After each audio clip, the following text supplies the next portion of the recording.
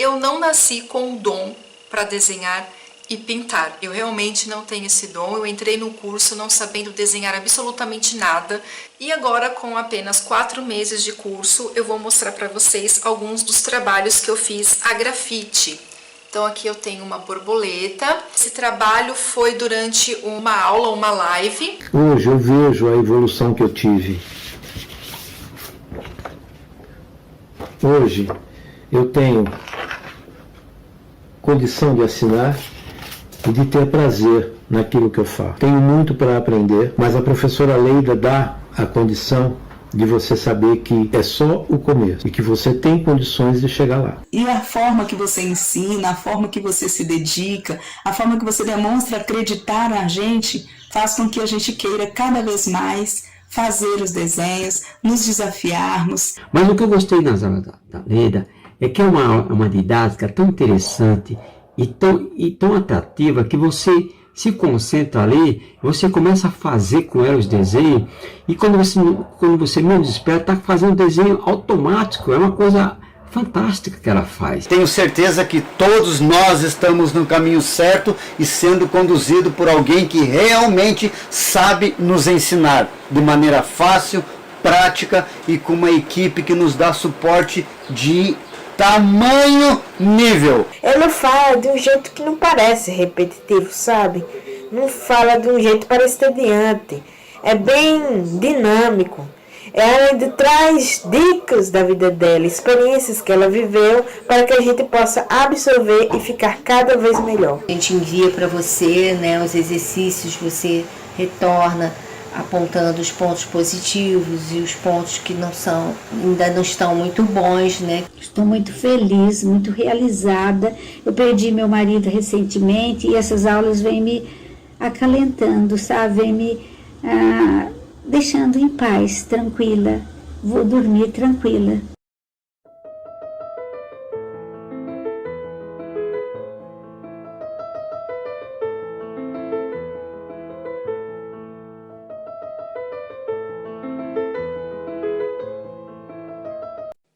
Durante todos esses anos, como desenhista e professora instrutora de desenho artístico, alguém sempre me pergunta se precisa ter dom para aprender a desenhar. Eu sempre respondo que não é necessário. Desenhar é uma habilidade como qualquer outra que necessita de treino e observação. Que com estudo e prática, a pessoa poderá produzir desenhos tão bons quanto aqueles que já possuem essa habilidade. E se você nunca desenhou na vida, mas sempre teve a vontade de aprender, então hoje é a sua chance de fazer o seu primeiro desenho. Seja bem-vindo ao Workshop de Desenho Artístico, um evento totalmente online e gratuito que vou compartilhar um pouco dessa minha habilidade com você, que nunca desenhou na vida, ou para você que já pratica desenho e gostaria de se aperfeiçoar. Feito especialmente para você que adora desenhar, ou você que quer aprender a desenhar e se transformar em um desenhista real, podendo, num futuro breve, transformar o que era um hobby numa profissão. Quem sabe conquistar mais uma renda extra, ou melhor, sua renda principal. O que será muito bom, podendo organizar seu próprio horário de trabalho e empolgado com mais uma nova criação artística, sobrando assim mais tempo para suas outras atividades que você gostaria de fazer e, principalmente, ter mais tempo para sua família e amigos. Nesse primeiro vídeo, vou demonstrar em apenas 3 passos como é possível desenhar o que quiser de forma bem simples. Sei que alguns de vocês que me assistem agora poderá ser sua primeira experiência com desenho artístico. Mas esta é a minha hora de provar que não precisa ter dom para desenvolver a habilidade de desenhar. Bom, eu acabei falando tanto que esqueci de me apresentar. Eu sou Leida Nogueira, sou desenhista, artista plástica, ilustradora e professora instrutora de desenho artístico.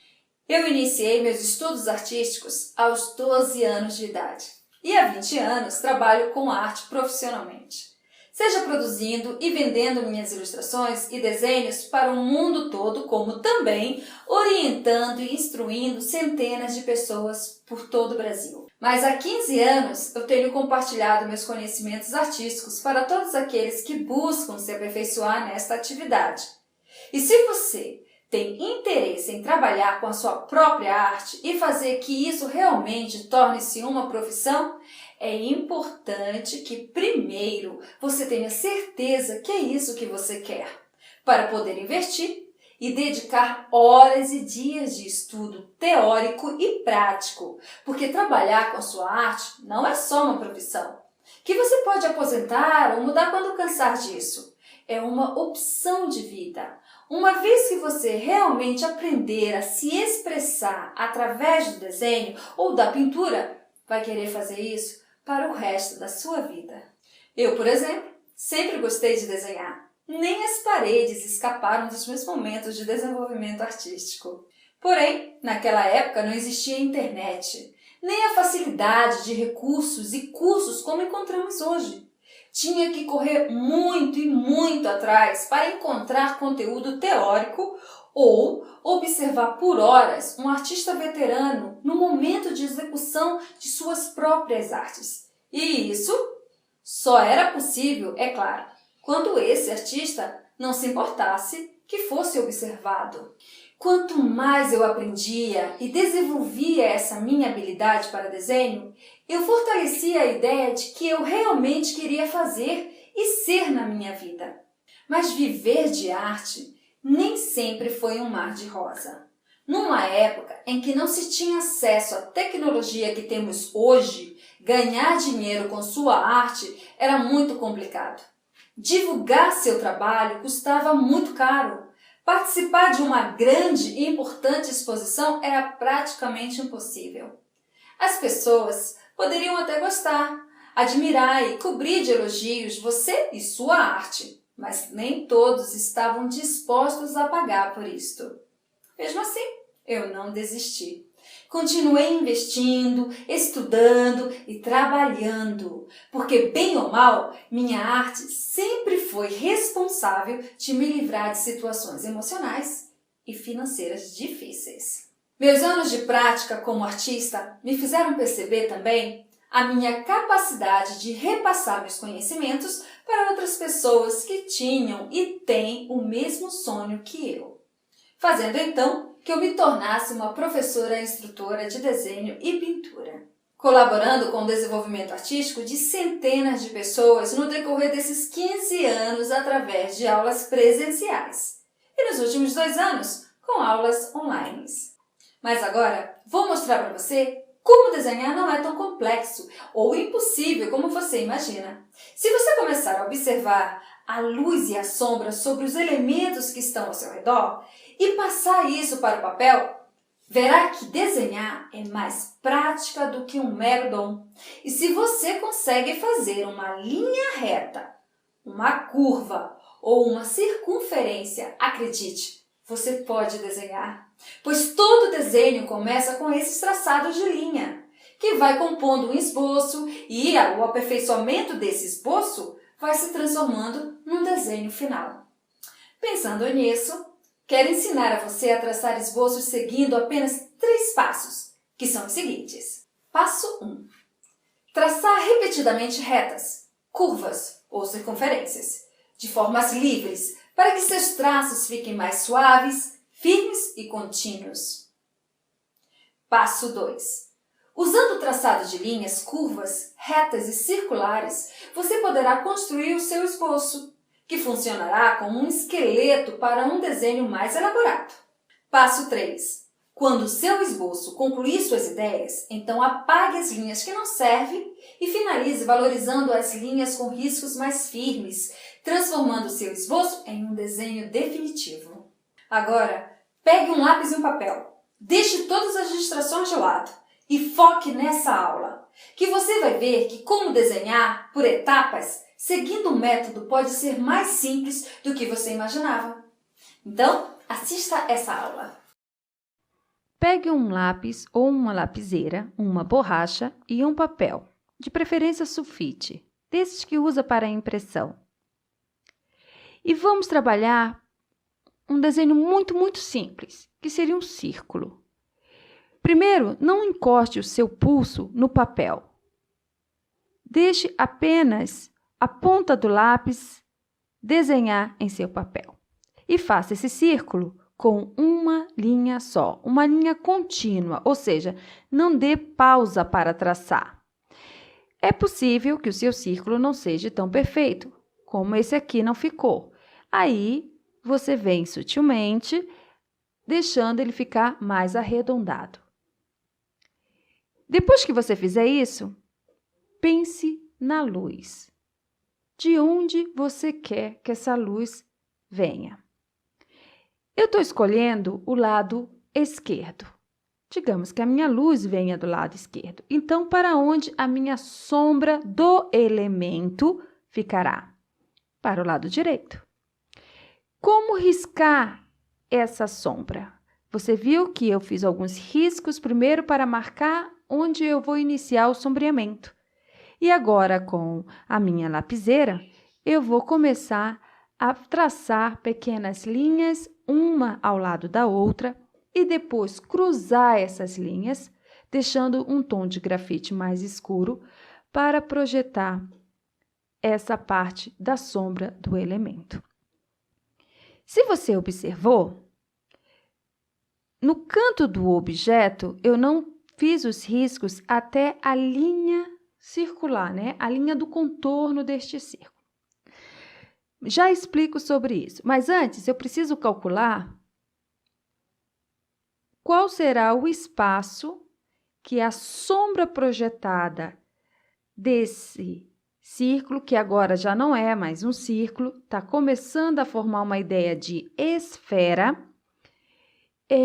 até onde a sombra vai ficar sendo projetada. Quando eu projeto a sombra de qualquer elemento que você desenhe sobre o papel, ele vai deixar de estar flutuando. Eu vou estar criando um espaço para este elemento, além de dar um efeito também tridimensional neste elemento. Com a sombra projetada, eu consigo ter uma ilusão de que essa esfera de fato está ficando mais arredondada, que existe o lado atrás, né? A parte de trás dessa esfera. Para riscar a sombra projetada, como vocês viram, eu tracei linhas em diagonais, porém horizontais, para dar a ideia de plano. É muito importante que vocês treinem isso sobre a questão do traçado de linhas. Para quem não sabe desenhar absolutamente nada, mas tem uma grande vontade de aprender, tem que iniciar com coisas simples. Não tente fazer um retrato se você não sabe ainda dar efeito realista numa simples esfera. É importante que você saiba trabalhar uma esfera ou qualquer outro elemento geométrico,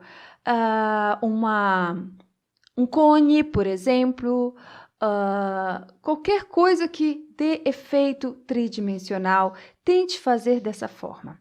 Agora eu vou valorizar mais ainda essa esfera. Por enquanto, a primeira parte, o primeiro passo, digamos assim, foi a parte de esboço, onde eu só risquei o círculo, aperfeiçoei seu contorno, marquei onde é a sombra do elemento, dei o espaço da sombra projetada. Ok, tenho o meu primeiro esboço, é o meu primeiro passo.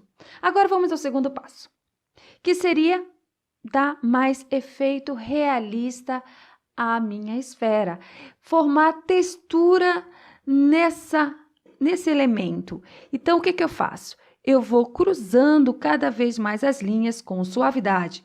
Não aperte o lápis no papel. Não dê muita pressão a isso, porque você, além de marcar o seu papel, se você errar e quiser apagar, aquele risco já ficou marcado no papel, isso pode prejudicar o seu trabalho.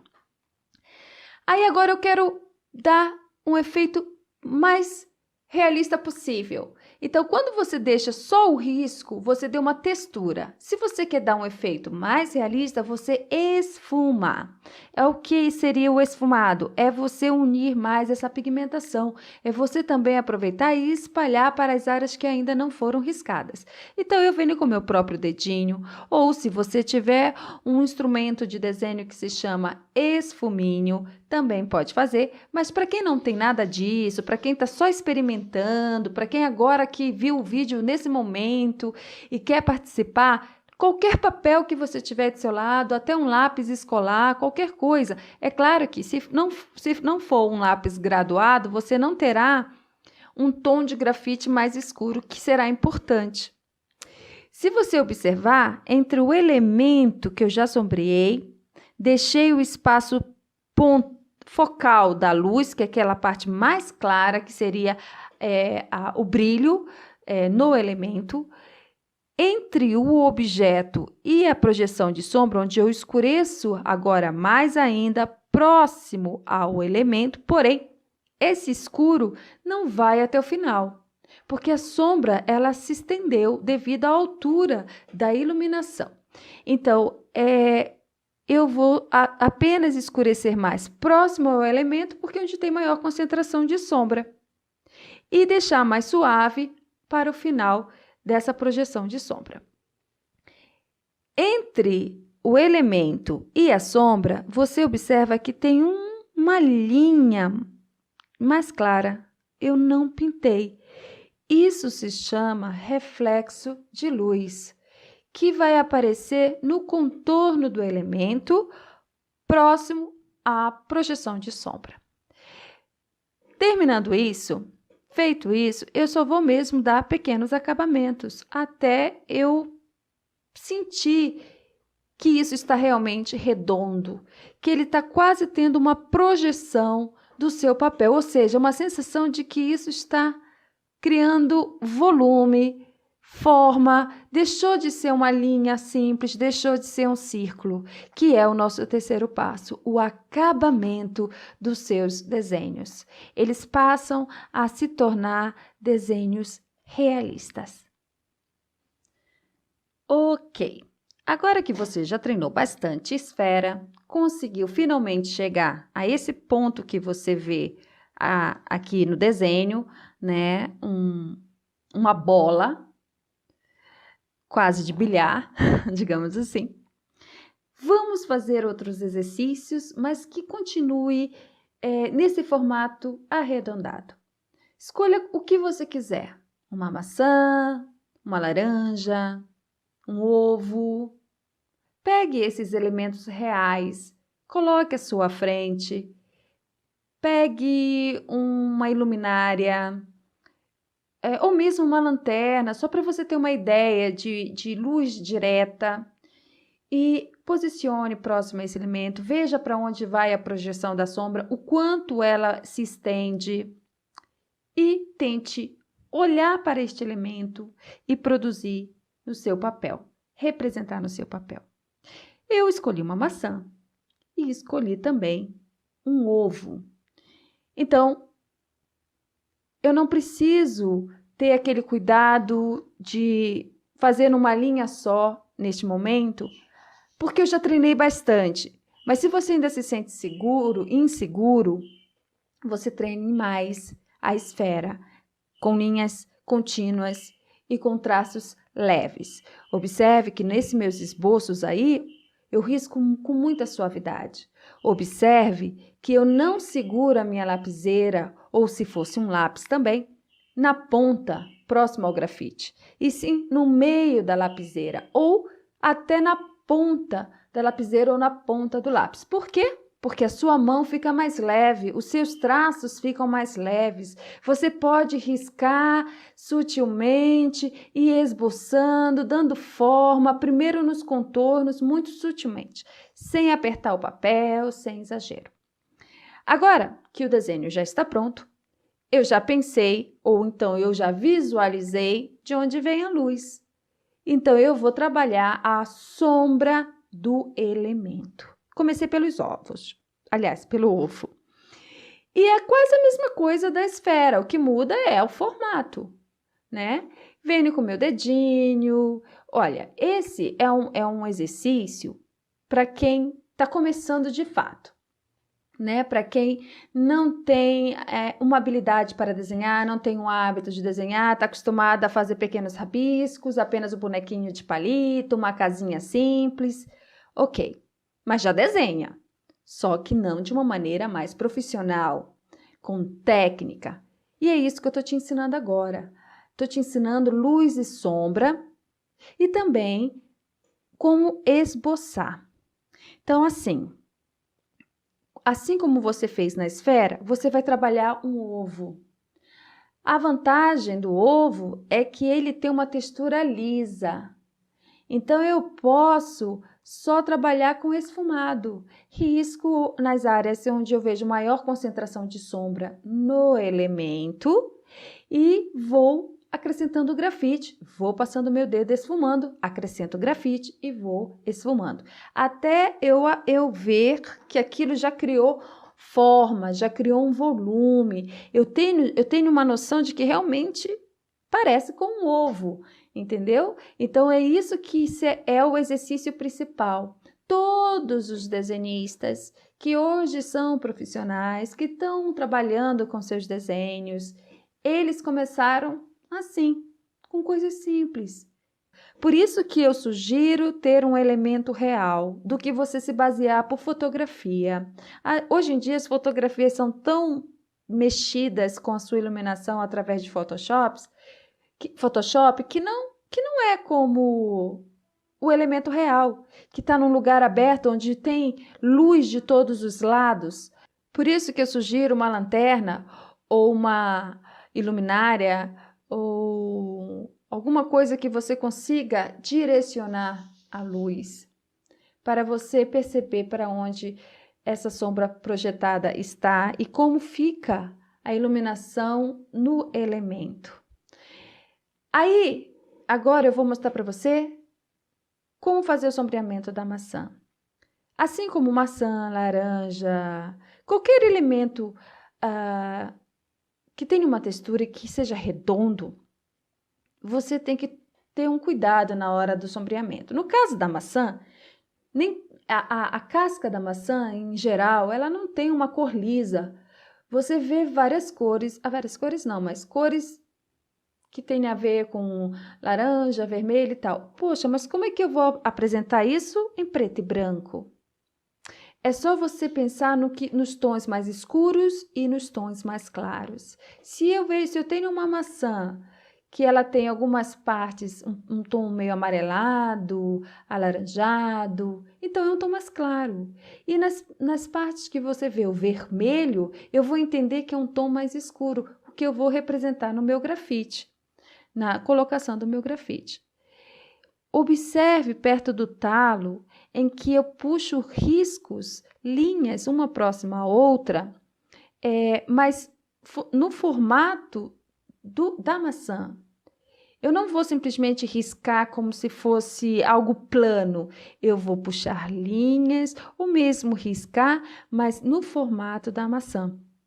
Essa parte central da maçã, onde está o talo, eu vou começar a puxar, como vocês viram, linhas de dentro para fora, para a direção do contorno. E depois vou esfumando. Se eu vejo que a minha iluminação, no caso da maçã, ela está frontal à direita por causa da projeção de sombra que eu já risquei, então, para onde vai a projeção do meu talo? Quando você projeta a sombra do talo, como eu fiz agora, no formato arredondado da maçã e não algo reto, eu estou criando mais volume e também mais realismo no meu desenho. E do contorno da maçã para a parte interna, central, onde está o talo, eu continuo puxando linhas, escurecendo devagar até o centro. Isso eu vou fazer em toda a minha maçã, até completar toda a maçã.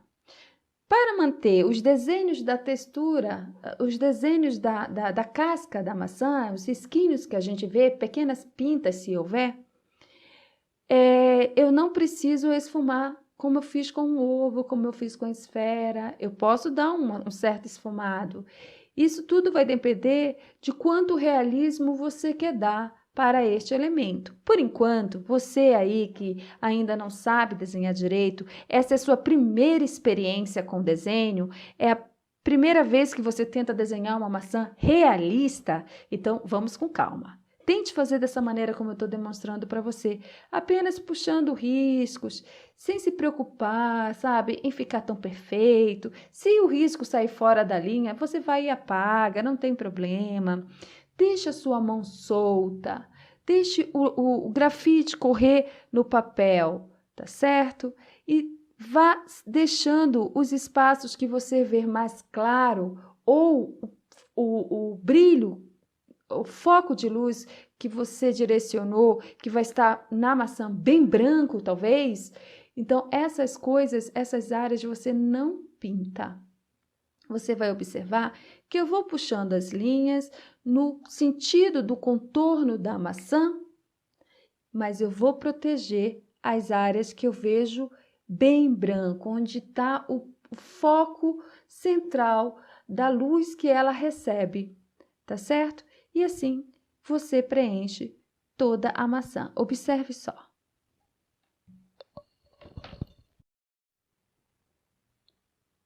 Veja como cuidadosamente eu vou acrescentando mais pigmentação no papel e deixando as áreas brancas.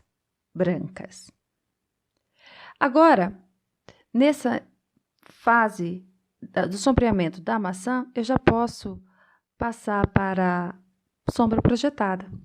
Lembrando que os riscos do sombreamento, da sombra projetada, deve ser em diagonais ou totalmente linhas horizontais ou linhas cruzadas, né?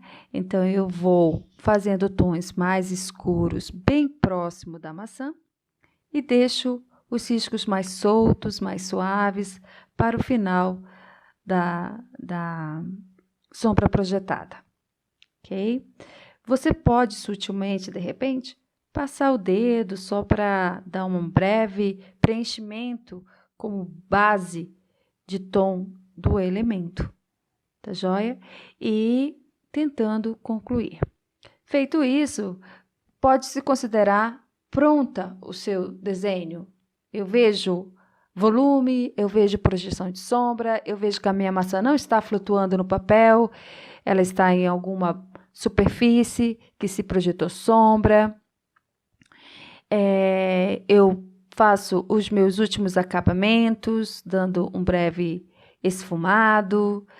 Se, por acaso, eu cubro as áreas que eram com foco de luz muito intenso, então eu venho com a borracha novamente e retiro, como fiz na maçã, como faço agora no ovo, e vou tentando me aproximar ao máximo do realismo.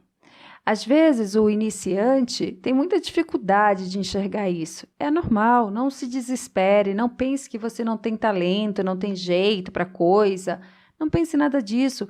Esse tipo de visão, quando é que eu sei que realmente está bom? Quando é que eu preciso acrescentar mais tom? Isso você vai conquistando essa percepção com prática. Não adianta só tentar 1 ou 2 desenhos, 3, são todos os dias de prática, no seu momento. Às vezes, conversando no telefone, pratique algumas linhas, algum traçado de linha, tente esboçar o que você está vendo, de repente um porta-lápis ou um copo que está na sua frente.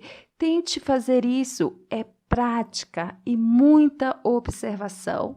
A partir de hoje, a partir dessa aula que você está fazendo aqui comigo, sobre os primeiros passos para um desenhista, que é isso, esboçar pequenas coisas, elementos simples, passe também a estudar a sua observação desde a hora que você acorda, a sombra que projeta, quando você vai pisar no chão, né? Da onde está vindo a luz do seu quarto? Se o quarto está totalmente escuro, é claro, né? Mas se você começa a vir uma luz da brecha da janela do dia que está lá fora, observe essa projeção de luz. Sei lá, você está andando na rua e viu uma bicicleta encostada numa parede de uma casa.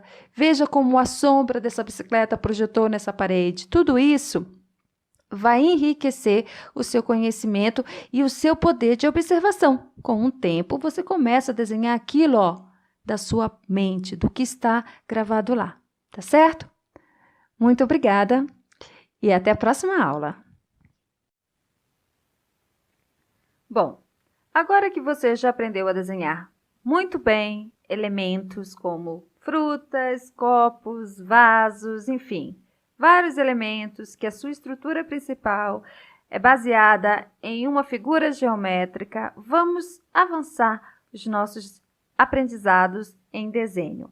E uma das categorias mais solicitadas e que a maioria das pessoas tem vontade em aprender é a anatomia humana, além também, é claro, de desenhar retrato. Mas vamos falar da anatomia humana. A apresentação correta do corpo humano é especialmente difícil e requer uma aprendizagem árdua, trabalhosa, você tem que praticar bastante. Então, muita gente já deve ter visto, quem já tem uma certa experiência com desenho, em outras revistas, pela internet, uma distribuição da proporção do corpo humano, que é o que vocês estão vendo eu traçar agora.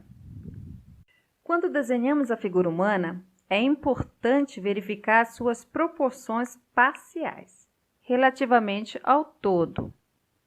Algumas pessoas já devem ter visto por aí a divisão de proporção de um corpo humano.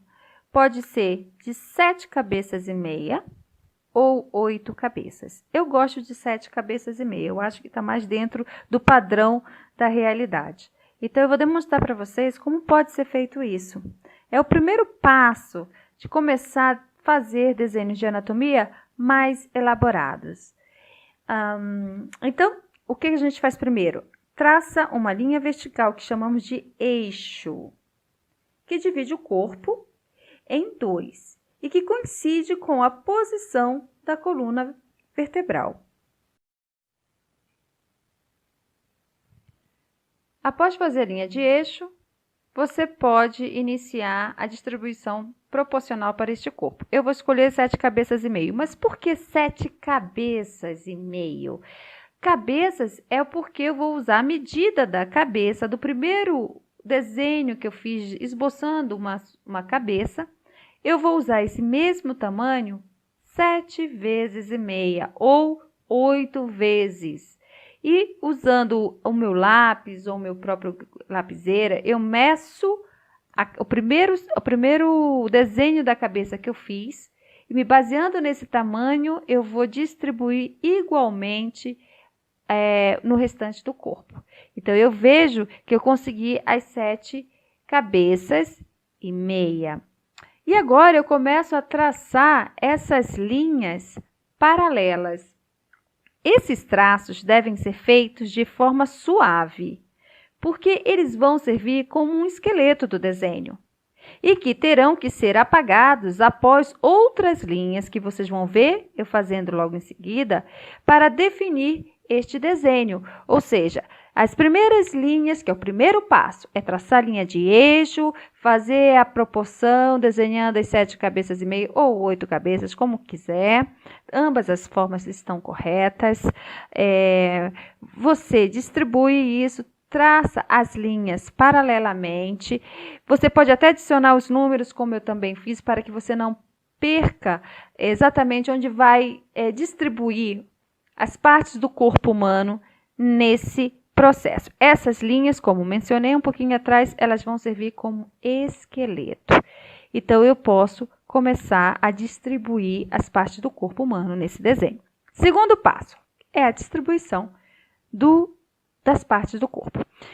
Eu sei que até a 4ª cabeça, no espaço da 4ª cabeça, é onde vai ficar, digamos que os quadris, né?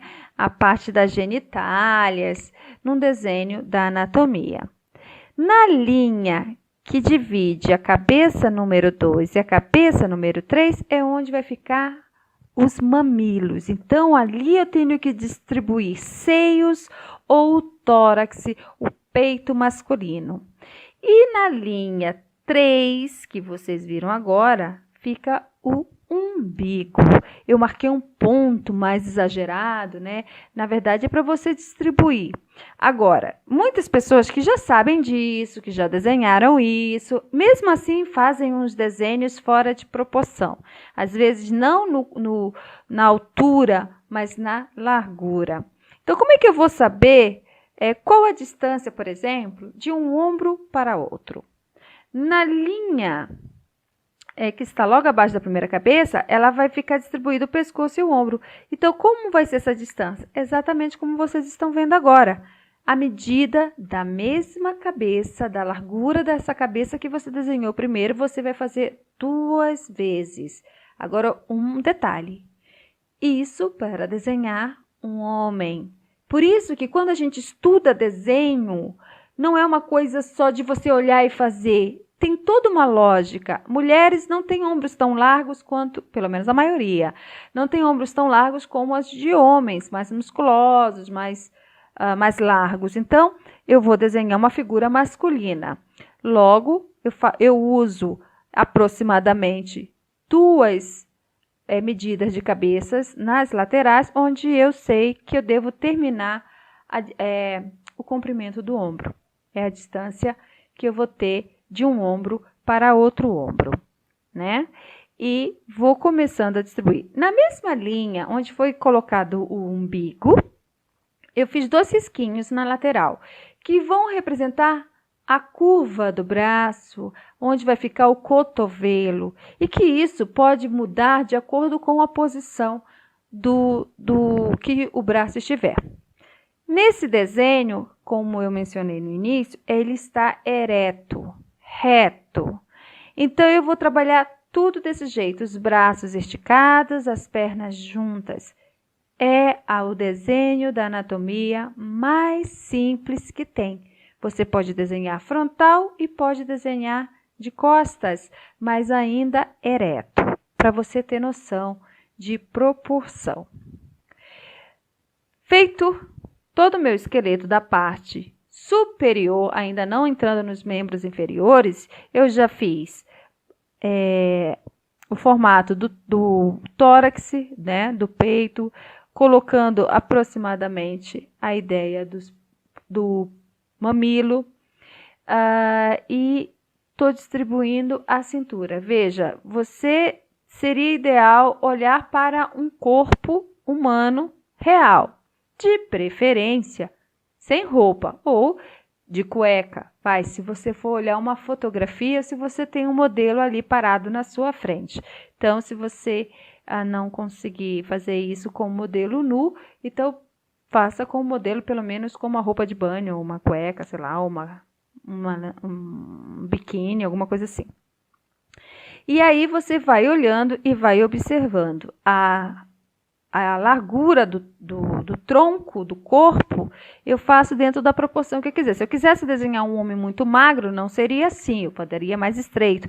Se eu quisesse fazer alguém mais gordo, também teria um outro desenho. Tudo isso você pode trabalhar agora, neste momento, que já estamos, então, entrando no 3º passo de um desenho da anatomia, que é preencher esse esqueleto. Agora, estou desenhando as pernas. Muitas dúvidas nessa hora, porque as pessoas elas acabam deixando muito compridas as pernas ou muito curta as pernas. O joelho ele vai ficar um pouco abaixo da linha número 5 e um pouco acima da metade da cabeça número 6. Por isso que é importante no início, quando não se tem tanta prática, numerar.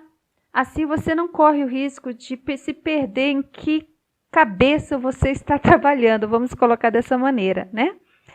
Os pés, veja que o calcanhar, não o calcanhar em si, mas bem no tornozelo, você pode colocar na linha número 7, da cabeça número 7, você traça o tornozelo ali e então você pode desenhar o pé em uma visão frontal. Se você fizer isso sem uma referência, seja você a referência. Olhe no espelho, contra o espelho, e veja em um formato quase que um triângulo, né? Em que a parte frontal, onde estão os dedos, é mais larga e depois vai afinando a sua visão, tem essa ilusão de que está ficando mais fino para trás. Isso é muito importante, a observação é tudo. Então aí você pode distribuir e fazer as pernas do jeito que você achar que quer. Você pode fazer pernas musculosas, pode fazer pernas mais finas e assim vai. Mão. Como distribuir a mão e até onde a mão vai? Aqui está, estou mostrando agora. Primeiro que o tamanho da mão com o pulso ela é a medida, claro, os dedos esticados, a medida é uma cabeça também. Então, você pode tirar mais ou menos o tamanho da cabeça da primeira que você fez, fazer ali o desenho do circular, ou melhor, uma elipse, né?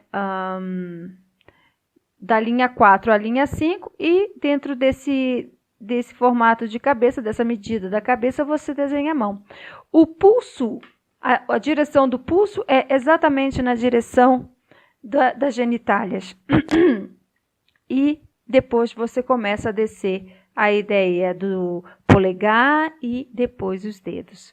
Que isso você pode trabalhar separadamente, desenhar somente mãos e desenhar somente pés. O que no curso de desenho artístico completo, você vai ver essa aula, desenhar separadamente, aprender todas as expressões de mão e também de visão e perspectivas de pé e mão também. Ok? E aí é só completar o desenho completo do outro lado. E por que essa linha de eixo é muito importante? Por dividir o corpo em duas partes, por exemplo, se você olhar agora, o lado direito está ok. O lado esquerdo, me parece, está ficando mais largo do que o lado direito. O lado esquerdo mais largo do que o lado direito. Então, é nesse momento que você tem que parar para prestar bastante atenção e ver o que você tem que aperfeiçoar.